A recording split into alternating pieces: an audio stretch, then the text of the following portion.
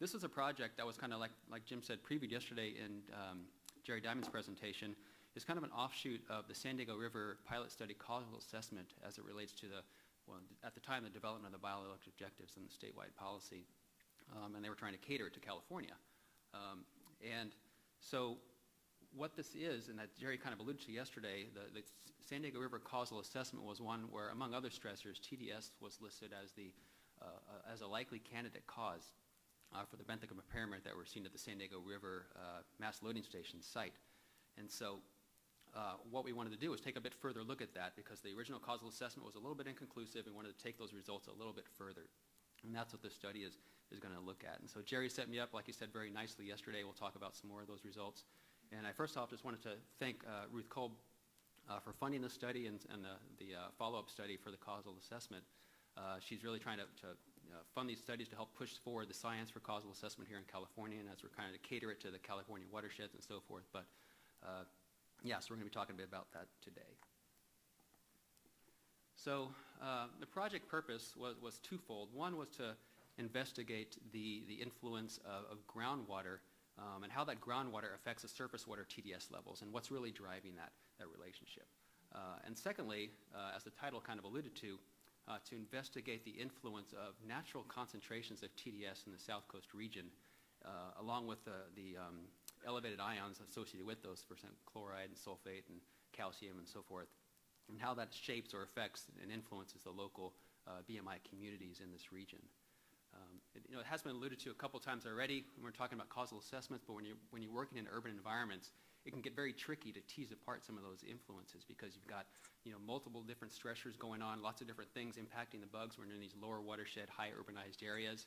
And some of these impacts can actually be ubiquitous throughout the watershed. So you've got the same type of constituents at the same type of levels throughout a majority of the watershed. And it's not just specific for the San Diego River watershed, but this occurs in a lot of areas in Southern California. So what do you do? How do you tease apart? And when you're trying to look at the impacts of a specific constituent, we've talked about some of those things and different methods of doing that already in previous presentations, but it can be very difficult. So, how does BMI in the absence of other, how does TDS in the absence of any other stressors really impact the BMI community? Well, there's a number of different ways to do that, has been alluded to already.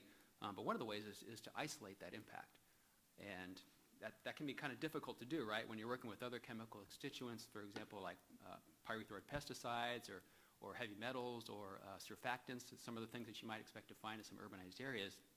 You can't really go out into other field sites and try to isolate that type of impact from other stressors, because typically they're all kind of co-occurring in these urban areas. But fortunately, or I guess unfortunately, how you want to look at it, in Southern California, we have a gradient of TDS across the region that's being naturally occurring in these watersheds, and we'll get into maybe why that's so. So we were able to kind of design a field experiment to look and to isolate the effect of TDS by looking at some reference watersheds. And we did that in a couple different ways. One was to perform a field study in which we went out and collected macroinvertebrates and other types of data in reference streams across the South Coast, Southern California region. And then we looked, and those reference watersheds were across a range of TDS, a broad range of TDS concentrations, or total dissolved solid concentrations. And by doing that, we were able to then look at the changes and how the community changes across that range of TDS concentration in these reference watersheds. And secondly, we conducted a mesocosm laboratory study where we set out some colonization rock baskets in a local reference stream, set them out there for a period of time, and then brought them back into the laboratory and introduced them to a series of mesocosm treatments that were, once again, a gradient of TDS, and looked at how that changed over, how the community changed in those mesocosms over a period of time.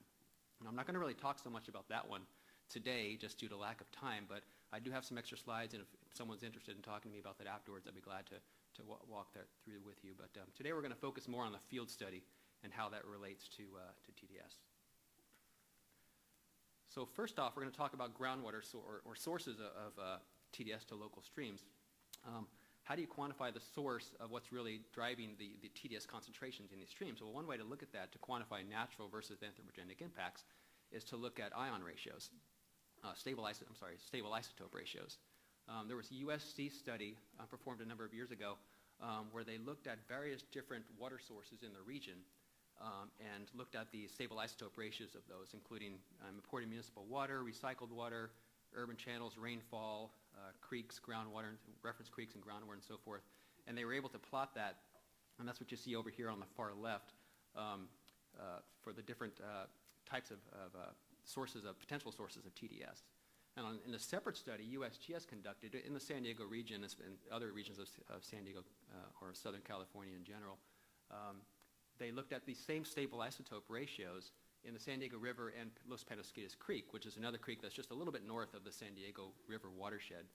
And what you see is that the stable isotope ratios that they're finding in the San Diego River and Los Penasquitos Creek almost match exactly with what the USC study found for Weeps and Springs, which is essentially groundwater influences. And much is distinct from other things like imported water, recycled water, or rainfall, which you might expect to be some of the major sources, especially with the amount of imported water that we use in Southern California. So the study found that USGS did in relation to the USC study found that it appears that in the San Diego River and some of the other local watersheds that one of the major sources of surface water is being driven by the groundwater. And then taking that a little bit further, say, okay, well, if the groundwater is providing the source, what about the TDS? Where's that TDS coming from? And there's a couple of different studies I'm showing you here. One study and then another just figure that kind of relates to it. This was a study performed by SWRCB back in 2007, where they looked at the natural loading impacts of reference streams in Southern California, specifically on water quality. And the graph that I'm showing you here is kind of a summary of the whole study for TDS, that is. And the summary of the study was that it appears that catchment geology is the major driving factor for TDS in local surface waters of San Diego reference streams.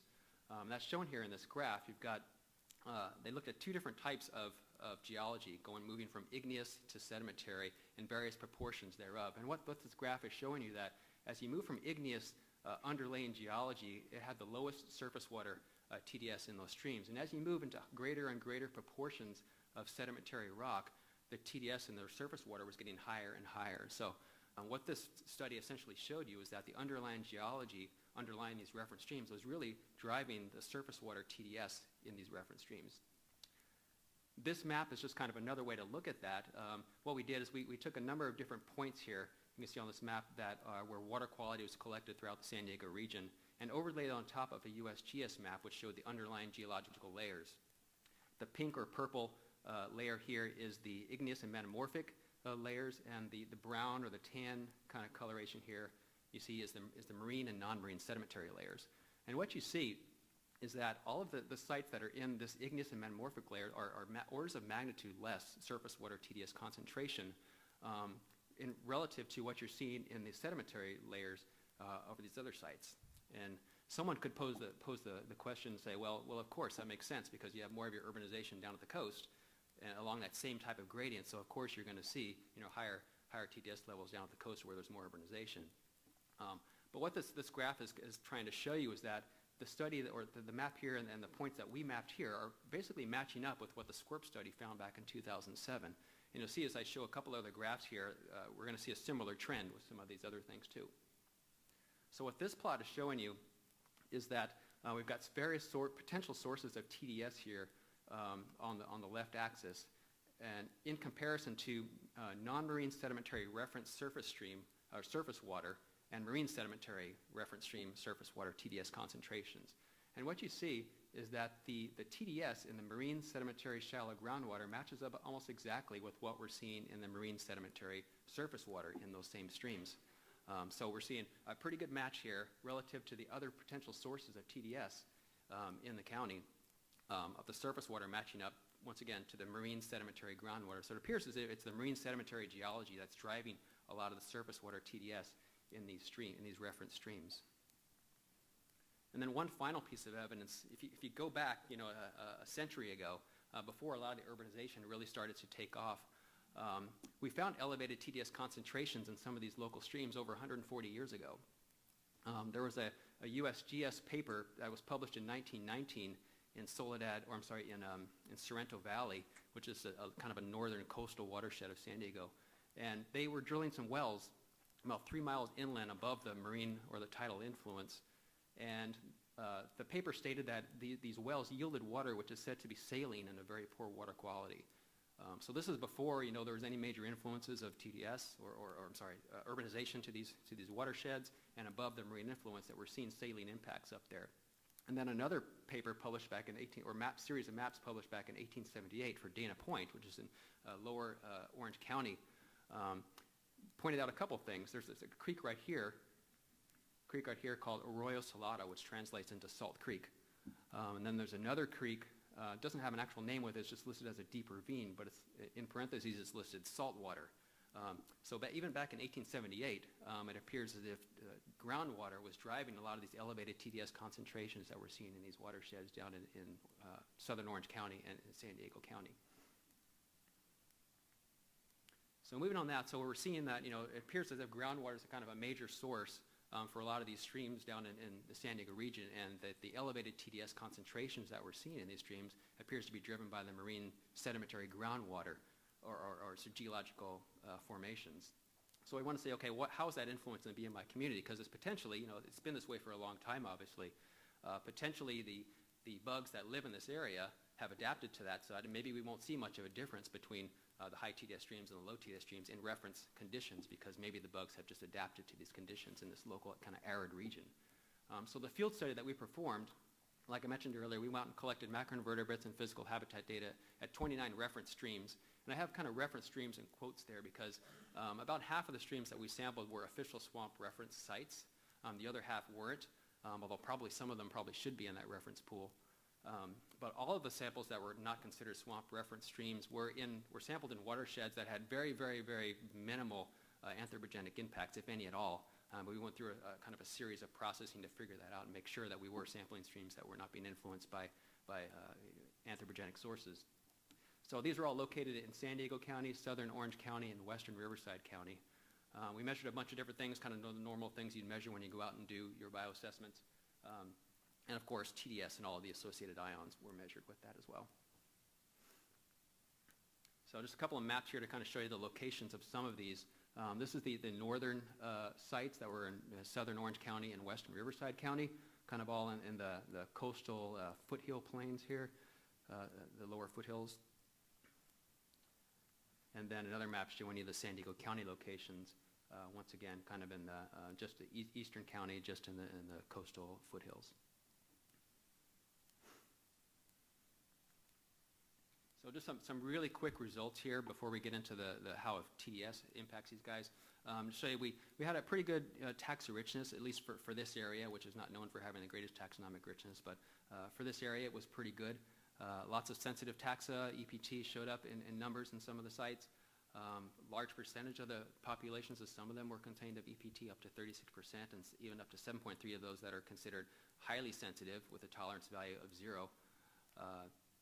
And overall, the community, when you're looking at the CSCI score and the SoCal IBI score, which is the local IBI calibrated for this area, kind of for the CSCI, it's what you'd expect, right around 1 for reference streams, and it ranged from 0.8 to 1.1. So it's kind of, for the CSCI, it was about what we would expect for reference streams, whereas the SoCal IBI score was a little bit unexpected in that we got quite a range. Our mean was about 56, which was in the good category. But the range would range from 28, which would be considered poor, according to the IBI, all the way up to 86, which would be considered excellent. So almost the full range of SoCal IBI scores at these reference locations. So that was a little bit unexpected, and we started to look at this in relation to the MMI, or TDS concentrations. And what we saw was some interesting patterns. With the CSCI score, as it relates to TDS, so overall sky score graphed against TDS, not much of a relationship. It was just barely above the level of significance. Maybe a slight downward trend, but like I said, not significant. Whereas the SoCal IBI, we saw a distinct downward trend as it relates to TDS concentration. And it's kind of not really unexpected somewhat, I guess, when you think about the way that these two IBIs were designed originally. CSCI is much more site-specific, depending on the various different non-anthropogenic factors, whereas the SoCal IBI scoring system is based on a fixed set of reference sites that doesn't change depending on what your test site is. It's always compared to the same set of reference sites, which was calibrated against originally. So in some ways, it's kind of not unexpected. but it was just a bit surprising when I first saw it. I was expecting the reference sites to be a bit higher than this as it relates to TDS. So it appears that, yeah, the SoCal IBI is being affected somehow by TDS, whereas the CSCI scoring system is not. But despite that, you know, when you look at CSCI score, didn't show much of effect, but when you start to dig down to some of the submetrics of that, this is where you start to see some of the changes occurring. This is a graph showing you the number of EPT taxa that we found at the 29 locations as it relates to TDS concentration. You can see obviously a distinct downward trend in these submetrics, and a significant one at that. And we saw a similar thing when you look at the number of highly sensitive taxa. So those, once again, with their tolerance value of 0, a distinct downward trend as the TDS concentration increased. And I forgot to mention the range of TDS concentrations that we found at our sites range from about 56 on the low end milligrams per liter up to about 1,600 on the high end for milligrams per liter. So, but yeah, even with the sensitive taxa, EPT in general, and then even the more sensitive taxa, we're seeing a distinct downward trend. And keep in mind, once again, these are reference locations that we're looking at here. So, and moving away from kind of maybe more taxa specific to looking at maybe the community in general, looking at the mean community tolerance value, we're seeing a significant upward trend in the mean community tolerance value, or the Hilsenhoff biotic index, if you think about it that way, as it relates to TDS. So, for those of you maybe who are not familiar, I know we have a lot of students here today, but the tolerance value is based on the Hilsenhoff biotic index. So the higher the tolerance value, the more tolerant those taxa are to generalized pollutants.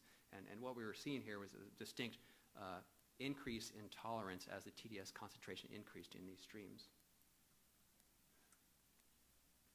And so we're also seeing this kind of at both ends of the tolerance value spectrum, as kind of alluded to there in the last figure. But if you look at this figure, we're showing you both percent tolerant taxa and percent intolerant taxa. And you can see that the intolerant taxa are showing a distinct downward trend, significant one, and the percent tolerant taxa are showing a significant increase across that same gradient. And this might be something that you would expect. You expect, you know, as the percent tolerant, or I'm sorry, as the percent intolerant taxa decreased, you might by just default kind of expect the tolerant percent taxa to increase. But even if you look just at the number of tolerant taxa and compare that to the number of intolerant taxa, which kind of gets rid of that default or attrition type relationship, you do see a slight increase in tolerant taxa as well across the same range. So at reference streams at both ends of the spectrum, you're seeing an increase in tolerant taxa and a decrease in intolerant taxa across this range of TDS.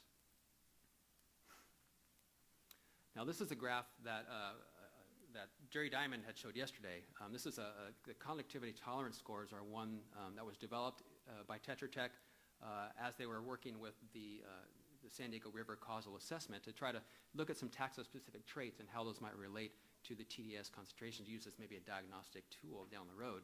So what I did is I took their conductivity tolerance values that they had developed and looked for specific taxa and tried to look for those taxa in my taxa list from these sites, and specifically picked out the number of taxa at both ends of the spectrum, the tolerant ones according to their scoring system and the intolerant ones according to their scoring system.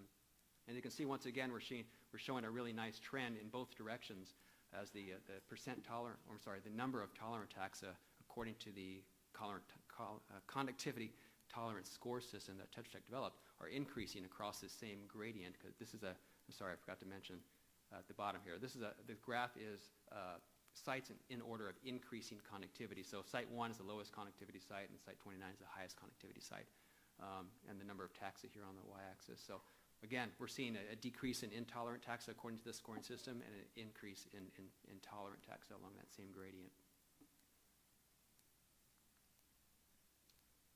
This one's a little bit more complex. It's the most complicated thing you're going to see today for this in this presentation. But so moving beyond just kind of the overall tolerance value as it relates to TDS, and trying to look, okay, now let's start to look at some of the factors that make up TDS, the individual ions, sulfate, chloride, sodium, magnesium, potassium, things of that nature. And see, is there something even within TDS that may be the main driver of that? So what we did is we plotted some principal component analysis figures or analyses and looked at some of the more influential factors within those things. So what we found was that among the water chemistry variables, sulfate was the one that was the driver of the variance as it relates to water chemistry, and chloride as a kind of a lesser but next in line driver of the water chemistry variance. And this axis for sulfate, which is the main driver of the principal component's first axis, comprised about 75% of the variability. So a fairly high percentage was related to sulfate. And then when you move over to the biological metrics, it's percent tolerant taxa as well as the number of EPT and intolerant taxa that were the main drivers of the biological variance. And that accounted for about 77% of the variance on the PC1 axis. So essentially what we're showing is that sulfate is the major driver of the water quality variance, and then these other two, tolerant and intolerant taxa, are the drivers of the biological variance across these reference streams. And what you notice is that there's some similarity in the site clustering when you do the PCA like this. You can see these are some of the sites here on the right side of the left-hand graph are what I would consider the higher TDS or the higher sulfate concentration sites. And you see the same type of grouping over here as it relates to biology. And similarly, the low TDS, the low ion-related concentration sites here grouped up with some variability, of course, you always see in these things, but the lower connectivity sites are kind of grouped up over here on this side, and then the intermediate sites as well are also tended to group up. So what we're seeing is kind of similar clustering when you look at water chemistry as it relates to these variables and biology as it relates to these variables as well. So what this graph is, or what these figures are telling you, is that water quality as it relates to TDS and some of the major ions appear to be the major drivers of the TDS, or I'm sorry, of the biological community as it relates to these reference sites. And I'm not showing you the figures here, but we did also incorporate things, other physical habitat variables, substrate types, substrate size, various riparian measures, other pHAD measures and things. But sulfate and chloride and conductivity were always the things that popped out as the highest, controlling most of the variance in all of these things together. So that's why that's what's being shown here. So just taking this a bit further now, it appears as if maybe sulfate appears to be one of the major drivers here as it relates to TDS. So let's look at some of the actual relationships, not just in a PCA space, but when you look at the actual relationships.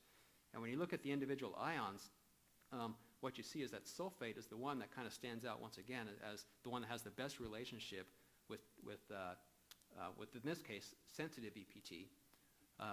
And it also was the only one that actually had a significant relationship when you look at the same relationship. So of all the ions, it was even on par with that was found with overall TDS, and it kind of backs up what we were finding with the PCA analysis, and that is that it appears that sulfate, and in some ways probably chloride as well, appear to be the major drivers within TDS to be driving that relationship. So just to conclude here, one of the things that we found out from the study, it was two separate studies, and there's separate papers for each of these if you want to look into more detail that we can provide if needed, or if you'd like to read them. But the watershed geology, underlying geology, appears to be the major influence that's governing the TDS concentrations in the surface streams in the San Diego region. And it's specifically it's the marine sedimentary geology which appears to be this driver. And then when you're looking at these reference streams and natural TDS levels, these do seem to be having an impact on or shaping the communities that we're seeing. It's not that these bugs have lived here for a long time and they've adapted to the conditions, but it appears as if the TDS concentrations in these reference streams out of the influence of other anthropogenic factors appear to be driving the shaping the communities in these streams. The other thing that was interesting was that the higher TDS concentrations that we saw in these streams doesn't appear to put kind of an upper ceiling or a limit on the CSEI concentrations, because the ones that we saw were what we'd expect for natural, for reference streams.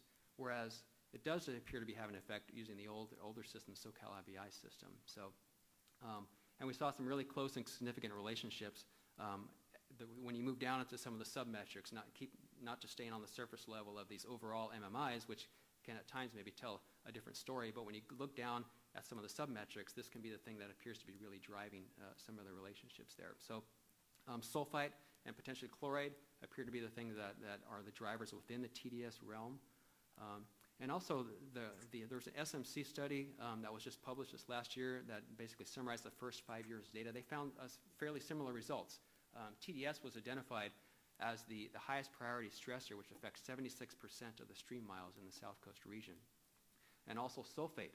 Sulfate was also ranked as a very high stressor, high priority stressor in this SMC, or Stormwater Monitoring Coalition report, and appeared to be, because of its high relative risk and had a large influence, a high percentage of the stream kilometers were affected by sulfate as well. So all of this to say that, when you're moving into causal assessments, or when you're looking at benthic impairments, it's very important to take a look at background concentrations and how much of the impairment, or how much of what's going on in that stream is actually due to what would be considered natural in these background concentrations. So it's just something to take into consideration as you're looking at causal assessment moving down the road. And it's important also because some of these things can start to be used, as we alluded to yesterday in Jerry Diamond's presentation. Some of these things can be used as diagnostic tools. If you know how the communities are change or shape based on TDS in the absence of any other anthropogenic stressors, you can then start to look into your urbanized environments and start to look and see if you're seeing some similarities there going on in these things as well. So, but it's also important when you're looking at restoration, because as Jessie alluded to yesterday when she was talking about at the very beginning of the day about the biological integrity plan, that the goals was to protect and to restore streams, right? So when you're moving into the restoration realm, I guess I should say, if you were to restore a stream, all the physical habitat is great. You've removed any sort of other anthropogenic influence to the stream, or minimized it for the most part. Would you expect your sensitive taxa to come back in these higher TDS streams, some of which are down in these urbanized areas? Well, maybe not. It just depends. So it's just something to take into consideration, that as these restoration efforts happen in these high TDS streams, you might get different results than you might expect. And then also, as we alluded to in the causal assessment talk gave by Jerry yesterday, the presence in APSA, and Michael Paul, I guess, also alluded to this in his, was that the presence-absence of taxa is something that can really help to diagnose when you're moving into a causal assessment situation. Looking at taxa-specific traits and specifically how they relate to specific constituents, like the conductivity tolerance score that Tetra Tech developed, is something that's going to be a valuable tool as you move down the road, because there's lots of different places that are affected by these elevated TDS concentrations. So you want to be able to pick sensitive ones, taxa that are sensitive to TDS, but maybe more tolerant of other pollutions, so you can kind of start to, once again, tease out and isolate the effect of TDS in general. So, so yeah, with that, I think I'll leave off, and if you have any questions, fire away.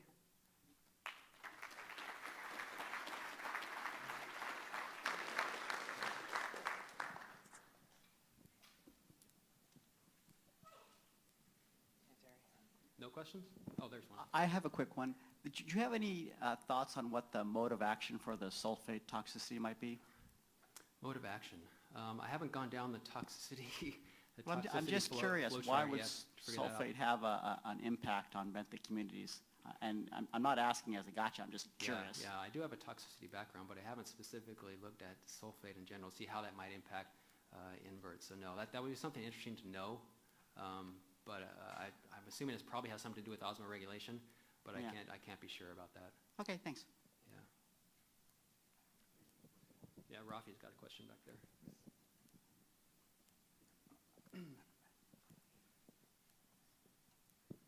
So I'm thrilled to see that you showed that the CSCI isn't responding to natural stressors like we were hoping. And so you had a strong response in some of the submetrics, at least in the raw metric values. Right. I'm wondering if you've looked at the predicted expectations for each of those metrics and see if they vary really widely by conductivity or TDS, or is it that they're averaging each other out and that's why the CSCI doesn't respond?